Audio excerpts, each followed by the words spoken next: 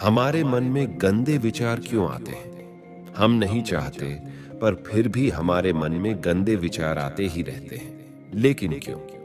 मन ही हमारा सबसे बड़ा दोस्त है और मन ही हमारा सबसे बड़ा शत्रु क्यों है? जब हम अपने मन के हिसाब से चलते हैं तो मन हमें भटका देता है, और जब हम मन को संतुलित कर लेते हैं तो हम अपनी जिंदगी में सब कुछ पा लेते हैं। ये ऐसा क्यों है? हम अपने मन में आने वाले गंदे विचारों को रोकने की कोशिश करते हैं, पर जितना हम रोकते हैं उतने ही ये विचार हमारे अंदर प्रवेश करते जाते हैं। आप जिस चीज से जितना दूर भागोगे उतनी ही वह चीज आपके पास आएगी। इसीलिए उस चीज से भागो मत, बल्कि उस पर संतुलन कायम रखो। एक बार एक युवक एक महात्मा जी के पास आया और बोला, हे महात्मन, मेरे मन में इतने गंदे विचार क्यों आते हैं? मैं नहीं चाहता कि मेरे मन में गंदे विचार आए, पर फिर भी मेरे मन में हमेशा काम वासना के विचार चलते रहते हैं और मैं इनके बारे में सोच सोचकर बहुत परेशान रहता हूँ। मेरी ऊर्जा और समय ये सब सोचने में ही नष्ट हो जाते हैं और यह सब विचारों की वजह से मैं कभी शांत नहीं रह पाता। मैं हमेशा ही स्त्रियों को देखकर मोहित हो जाता हूँ, अपने आप को रोक ही नहीं पाता। मैं करूं तो करूं क्या? महात्मा जी मुस्कुराए और उस युवक से पूछे, क्या तुम्हें पता है कि यह काम वासना होती क्या है? उस लड़के ने उत्तर दिया और कहा, महात्मन, मुझे तो नहीं पता कि काम वासना होती क्या है, परंतु हाँ, यह जो भी है बहुत बुरी चीज है। फिर महात्मा जी ने उस युवक से कहा, सबसे पहले तो तुम्हें यह समझना होगा कि प्राकृतिक रूप से जो भी चीज हमारे अंदर है वह बुरी नहीं है। हमारे जीवन में उसकी कुछ न कुछ जरूरत होती है। वासना कोई बुरी बात नहीं है। यह हमारे मन की एक भावना है जो हमें किसी न किसी चीज की कमी का एहसास करवाती है, और फिर हम उस चीज को पाने के लिए उस चीज की ओर आकर्षित हो जाते हैं। जैसे अगर तुम्हारे पास धन की कमी है तो तुम में धन पाने की वासना उत्पन्न हो जाएगी। इसका मतलब यह नहीं कि वासना बुरी है, बल्कि यह तो हमारे मन की एक प्रकार से जरूरत का एहसास है, और जब यह जरूरत शारीरिक हो तो हम इसे काम वासना कह देते हैं। युवक ने महात्मा जी से कहा, मुझे काम वासना का मतलब तो समझ में आ गया, पर आप मुझे यह बताइए कि यह कहां से आती है और कैसे आती है? महात्मा जी बोले, काम वासना कहीं से नहीं आती, यह तो हमारे अंदर ही मौजूद होती है, और इसका होना तो जरूरी भी है, तभी तो मानव जाति का विस्तार होगा। युवक ने फिर पूछा, जब यह हमारे अंदर ही है और जरूरी भी है, तो फिर लोग इसे गलत क्यों बताते हैं? महात्मा जी ने कहा, यही तो समस्या है। लोगों ने काम वासना को गलत तरीके से सोच लिया है। इसे छिपाने की और दबाने की कोशिश करते हैं। काम वासना गलत नहीं है, बल्कि काम वासना का गलत तरीके से प्रयोग करना गलत है। लोग जिसे पसंद करते हैं उसी के लिए जीने लग जाते हैं और उसके बारे में ही हमेशा सोचते रहते हैं, पर यह सब गलत है। महात्मा जी ने युवक से कहा, क्या तुम्हें पता है कि जानवरों में भी काम वासना होती है? युवक ने उत्तर दिया, हाँ महात्मा, जानवरों में भी काम वासना होती है, क्योंकि जानवर भी तो आखिर अपनी पीढ़ी को आगे बढ़ाएंगे। महात्मा जी बोले, तो फिर हम जानवरों की काम वासना को गलत क्यों नहीं कहते? युवक ने कहा, मुझे नहीं पता महात्मा, आप ही मुझे बताइए। महात्मा जी ने कहा, जानवर अपनी काम वासना का प्रयोग आनंद प्राप्ति के लिए नहीं करते, वह तो सिर्फ संतान उत्पन्न करने के लिए काम वासना का प्रयोग करते हैं। जानवरों को प्रकृति ने इतनी समझ नहीं दी कि वह काम वासना को अपने सुख का आधार बना सके, जबकि मनुष्य अपनी समझ के बलबूते पर प्रकृति में पाई जाने वाली प्रत्येक वस्तु को अपने सुख के लिए प्रयोग करता है। हम इंसानों ने ही काम वासना को अपने सुख का साधन बना लिया है, जबकि प्रकृति ने तो हमें अपने वंश को आगे बढ़ाने के लिए दिया था। लेकिन इंसानों ने इसे अपने जीवन का परम लक्ष्य बना रखा है और इस तरह से काम वासना का बेलगाम हो जाना गलत है।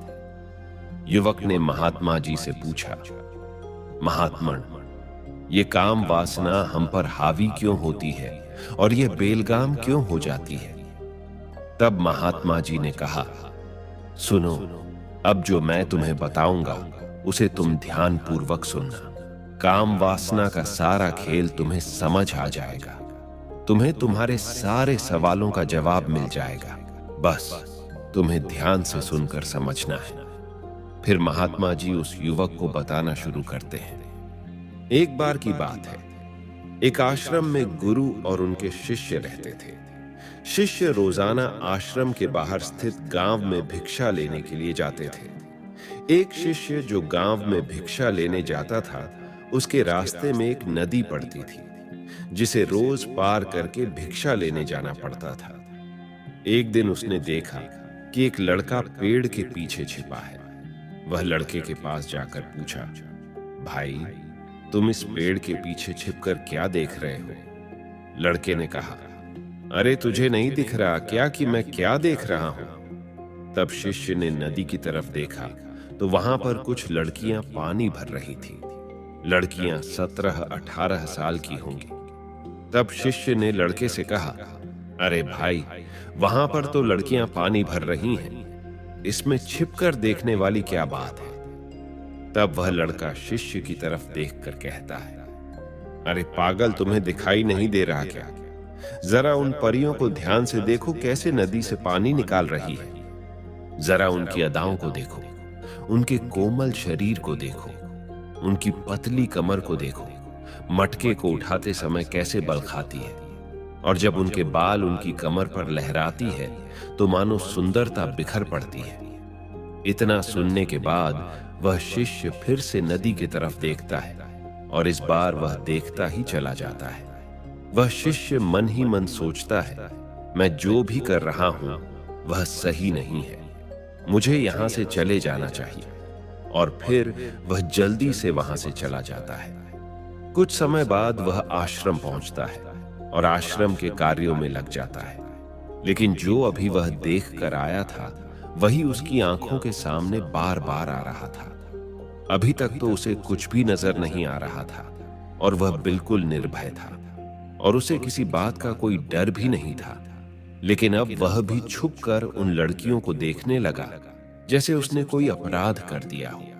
परंतु जब वह छुपकर उन लड़कियों को देख रहा था तभी वह अंदर से कांप गया। उसने अपने आप से कहा कि यह मैं क्या कर रहा हूं, लेकिन उसके मन में वही दृश्य बार बार चल रहा था। इसीलिए उसका मन वही सब कुछ देखने के लिए ललच रहा था। अब उसका किसी भी काम में मन नहीं लग रहा था। सुबह होते ही वह रोज भिक्षा के लिए आश्रम से जल्दी निकल जाता और नदी के पास वाले पेड़ के पास जाता, जहां वह लड़का पहले से ही मौजूद रहता था। उसके साथ मिलकर लड़कियों को छुप कर देखता था। अब वह रोज ऐसा करने लगा था, क्योंकि उसका मन अब किसी भी काम में लगता ही नहीं था। वह हमेशा किसी न किसी प्रकार के विचारों में उलझा रहता था। वह आश्रम के कार्यों को भी ठीक ढंग से नहीं कर पा रहा था। न ठीक से सो पाता था और न ठीक से खाना खा पाता था। उसका मन बेचैन सा रहता था। उसका मन बार बार उन लड़कियों के सौंदर्य को देखने के लिए ललचाता था। जब गुरु ने अपने शिष्य की इन हरकतों को देखा, तब एक दिन गुरु ने शिष्य को अपने पास बुलाया और कहा, आज से मैं भी तुम्हारे साथ भिक्षा मांगने चलूंगा। तुम और मैं साथ साथ भिक्षा मांगने चलेंगे। तभी शिष्य ने गुरु को मना करते हुए बोला, नहीं गुरुदेव, आप परेशान क्यों हो रहे हैं? मैं अकेले ही ठीक से भिक्षा मांग सकता हूं। गुरु ने शिष्य से कहा, ठीक है, तुम अकेले ही भिक्षा मांगने जाओ। इसके बाद वह शिष्य भिक्षा मांगने निकल गया। शिष्य के जाने के बाद गुरु भी आश्रम से निकल गए और शिष्य का पीछा करने लगे कि वह कहां जाता है, किससे मिलता है।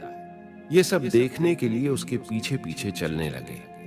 थोड़ी दूर जाने के बाद गुरु ने देखा कि उनका शिष्य एक लड़के के साथ एक पेड़ के पीछे अपराधी की तरह छिपा हुआ है और छिपकर कुछ देख रहा है। गुरु भी अपने शिष्य के पीछे जाकर खड़े हो गए, यह देखने के लिए कि आखिर उनका शिष्य क्या देख रहा है, जिसके लिए वह पेड़ के पीछे अपराधियों की तरह छिपा पड़ा है।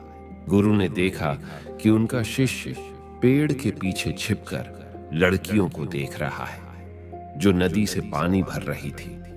तभी गुरु ने शिष्य से कहा, क्या तुम लड़कियों से भी भिक्षा लोगे? गुरु की आवाज सुनकर शिष्य घबरा गया और उसके पसीने छूटने लगे। वह थर थर कांप रहा था, जैसे किसी चोर को पकड़ते समय रंगे हाथों पकड़ लिया हो। उसकी हालत खराब हो गई थी और वह कुछ बोल भी नहीं पा रहा था। वह लड़का जो शिष्य के साथ था वह भी वहां से भाग गया, जिससे शिष्य और भी घबरा गया था। वह अपने गुरु से नजर मिलाने का साहस भी नहीं कर पा रहा था। गुरु ने शिष्य की ओर देखा और कहा, मेरा शिष्य तो निर्भय था, उसे तो किसी भी चीज का डर नहीं था, लेकिन यह क्या, तुम तो डर के मारे कांप रहे हो। शिष्य ने गुरु से कहा, मुझे माफ कर दीजिए गुरुदेव, इसमें मेरा कोई दोष नहीं है। उस लड़के ने मुझे बहका दिया था, लेकिन मैं आपसे वादा करता हूं कि आज के बाद कभी दोबारा ऐसा नहीं करूंगा। मुझे माफ कर दीजिए। गुरुदेव ने कहा कि कोई बात नहीं, पर इस बात का तुम ध्यान रखो कि हम जैसी संगति करते हैं वैसा ही फल हमें प्राप्त होता है। हम जैसे संगति करते हैं उनके विचार हमारे अंदर प्रवेश करते हैं। इसीलिए अच्छी संगति करो ताकि तुम्हारे अंदर अच्छे विचार प्रवेश कर सके। फिर गुरु और शिष्य आश्रम लौट आए और फिर से आश्रम के कार्यों पर ध्यान देने लगे। उसने उस रास्ते को छोड़ दिया और दूसरे रास्ते से जाने लगा। वह अपने काम को ध्यान से करता था, लेकिन धीरे धीरे उसके अंदर क्रोध उत्पन्न हो गया और फिर वह दूसरे शिष्यों पर भी क्रोध करने लगा। अब वह पहले की तरह ही न ठीक से भोजन करता था और न ही ठीक से सो पाता था। एक रात गुरु शिष्य के पास आए और बोले, तुमने मुझसे वादा किया था कि तुम अपने मन को नियंत्रण में रखोगे, परंतु तुमने ऐसा नहीं किया। अब तक तुमने कितनी बार अपना वादा तोड़ दिया है। यह सुनकर शिष्य अपने गुरु के चरणों में गिर गया और रोने लगा। रोते रोते ही उसने गुरु से कहा कि गुरुदेव, मैं कई बार अपना वादा तोड़ चुका हूं। मैं वादा तो करता हूं, लेकिन हर बार वादा तोड़ देता हूं। मेरा मन मेरे नियंत्रण में है ही नहीं। मैं बहुत कोशिश करता हूं कि मैं अपने मन से सारे बुरे विचारों को निकाल दूं, लेकिन मैं चाहकर भी ऐसा नहीं कर पा रहा हूं। फिर गुरु ने शिष्य से कहा, चलो मेरे साथ। गुरु शिष्य को आश्रम के बगीचे में लेकर गए और शिष्य से कहा, देखो, यहां पर कुछ नालियां बनी हुई है जिससे नदी का पानी इन पौधों तक आ रहा है और निरंतर भाव से बह रहा है। क्या तुम इस पानी के बहाव को रोक सकते हो? शिष्य ने कहा, हां गुरुदेव, मैं इस बहाव को रोक सकता हूं। फिर शिष्य ने मिट्टी उठाकर उस नाले के छोर पर डाल दिया। पानी थोड़ी देर के लिए तो रुक गया, परंतु फिर से थोड़ी देर बाद उस मिट्टी के ऊपर से बहने लगा।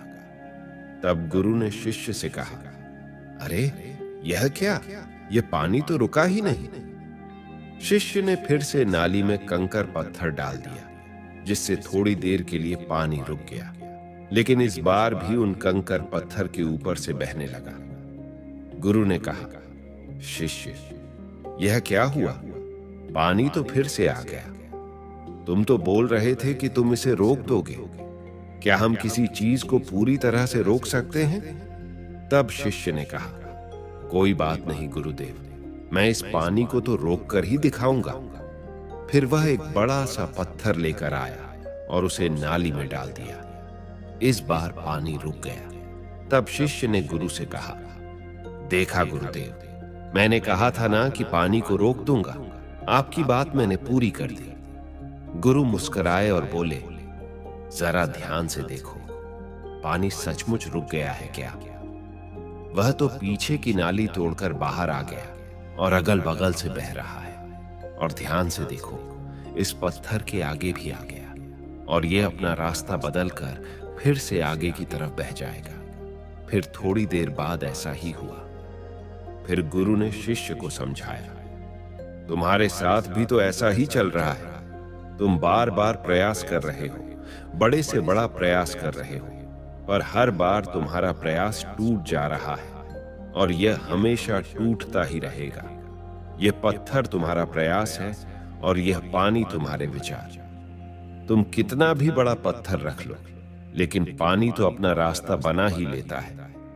यह सुनकर शिष्य ने पूछा, हे गुरुदेव, क्या कोई तरीका नहीं है जिससे मैं अपने गंदे विचारों से बाहर निकल सकूं? गुरु ने कहा, एक तरीका है। ये पानी जिस नदी से आ रहा है, तुम वहां से इस पानी का रास्ता ही बदल दो। गुरु शिष्य को एक नदी के पास लेकर गए, जहां से उस बगीचे में पानी आ रहा था। गुरु ने शिष्य से कहा, बगीचे में जो पानी इस नदी से जा रहा है, अगर हम यहीं से उसका रास्ता बंद कर दे तो पानी रुक सकती है ना? शिष्य ने कहा, हाँ गुरुदेव, अवश्य रुक सकती है। मैं अभी इस पानी को यहीं से बंद कर देता हूं। तब गुरु ने कहा, रुको शिष्य, अगर पानी बगीचे में नहीं जाएगा तो पेड़ पौधों को पानी कहां से मिलेगा? उन पेड़ पौधों को तो पानी की आवश्यकता है। फिर शिष्य ने विचार किया और कहा, मेरे मन में तो यह बात आई ही नहीं। इस पानी का बगीचे में जाना तो बहुत जरूरी है। गुरु ने फिर कहा, और उन पेड़ पौधों में कुछ ऐसे हैं जिनको रोज पानी की आवश्यकता है, वह तो मुरझाकर मर ही जाएंगे। पानी तो हमें खोलना ही होगा। शिष्य ने गुरु की बात सुनकर पानी का रास्ता खोल दिया। तब गुरु ने पूछा, अगर हम इस नदी के पूरे पानी को बगीचे की तरफ मोड़ दें तो क्या होगा? शिष्य ने उत्तर दिया, गुरुदेव, वहां पर जितने भी पेड़ पौधे हैं वह सब गलकर नष्ट हो जाएंगे और वहां पर कुछ नहीं बचेगा। गुरु मुस्कुराए और बोले, तुम इस बात को समझो, हमें किसी भी चीज को रोकना नहीं है, बस हमेशा संतुलन बनाए रखना है। जिस तरह कम पानी से भी पौधे नष्ट होते हैं और ज्यादा पानी से भी पौधे नष्ट होते हैं, इसलिए पौधों को संतुलित मात्रा में ही पानी देना पड़ता है। उसी तरह हमारा जीवन भी संतुलन से ही चलता है। गुरु ने शिष्य से कहा, अगर मैं तुम्हें कुछ कहूं कि तुम आम के बारे में मत सोचो, तो तुम्हारे मन में सबसे पहले किसका चित्र आएगा? शिष्य ने बोला, गुरुदेव, मेरे मन में तो पहला चित्र आम का ही आएगा। तब गुरु ने कहा, जब हम गंदे विचारों को जबरदस्ती रोकने का प्रयास करते हैं तो वे और भी मजबूती से हमारे अंदर प्रवेश करते हैं। इसीलिए हमें उन्हें कभी भी दबाने की कोशिश नहीं करनी चाहिए। फिर गुरु ने शिष्य से कहा, हमारे गंदे विचार बुरे लोगों की संगति करने की वजह से भी आते हैं और कभी कभी कामुकता हमारे अंदर नहीं होती, लेकिन कुछ अश्लील सामग्री की वजह से भी यह हमारे अंदर हावी हो जाती है। फिर शिष्य ने कहा, गुरुदेव, आप सही कह रहे हैं, मैं अपने मार्ग से भटक गया था।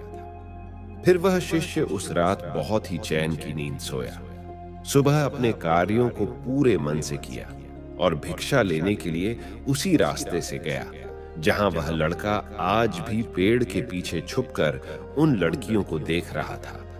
वह शिष्य उसी नदी पर गया जहां सभी लड़कियां पानी भर रही थी। उसने उन लड़कियों के पास जाकर पानी मांगा। तब उन लड़कियों में से एक लड़की ने उसे पानी पिलाया और उसके चरण छुए। शिष्य ने उसे आशीर्वाद दिया और कहा, तुम्हारा कल्याण हो। उस लड़की के चेहरे पर मुस्कान आ गई, जैसे कि मानो उसे कुछ खोया हुआ वापस मिल गया हो। वह शिष्य वापस अपने रास्ते से जाने लगा। तभी पीछे से वह लड़का आ गया जो पेड़ के पीछे छुपा हुआ था। वह शिष्य के पास आया और बोला, क्या बात है, आज तो तुमने नजदीक से दर्शन कर लिए। तुम तो मुझसे भी आगे निकले। तब शिष्य ने कहा, हम हमेशा दूसरों के दर्शन करने में ही व्यस्त रहते हैं, अपने दर्शन कर ही नहीं पाते। तुम कब तक इस पेड़ के पीछे छुपते रहोगे? किसी को पसंद कर लो और उसे बोल दो। अगर वह भी तुम्हें पसंद करती है तो शादी कर लो, परंतु उससे पहले तुम कुछ बन जाओ, अपने आप को पहचान लो। ऐसे अपना समय बर्बाद मत करो। अब वह लड़का रोज उस शिष्य से मिलने लगा और लड़कियों को न देखने का संकल्प किया, और इस तरह वह लड़का शिष्य से प्रेरणा लेकर जीवन में कुछ बनने के लिए संघर्ष करने लगा। महात्मा जी ने उस युवक से कहा, तो तुमने देखा कि संगति का असर क्या होता है। अपनी संगति बदलो, तुम्हारे विचार अपने आप ही बदल जाएंगे। महात्मा जी ने युवक से पूछा, क्या तुम्हें अपने सभी सवालों का उत्तर मिल गए? तब युवक ने कहा, हाँ महात्मा, आपका बहुत बहुत धन्यवाद। तब महात्मा जी ने कहा, अब जब भी तुम्हारे मन में गंदे विचार आए, तब तुम अपने आप को दोषी कभी मत मानना। यह शरीर है और यह सब इसने हजारों वर्षों से सीखा है। एक केवल तुम्हारे सोच लेने से या शपथ लेने से यह टूटने वाला नहीं है। यह तुम्हारे पास वह शक्ति है, वह ऊर्जा है जिसका संतुलन तुम्हें खुद करना है, क्योंकि तुम एक जीवित ऊर्जा हो और कुछ भी अनुभव करने के लिए स्वतंत्र हो। इसीलिए तुम अपने आप को पहचानो और अपने जीवन में आगे बढ़ो।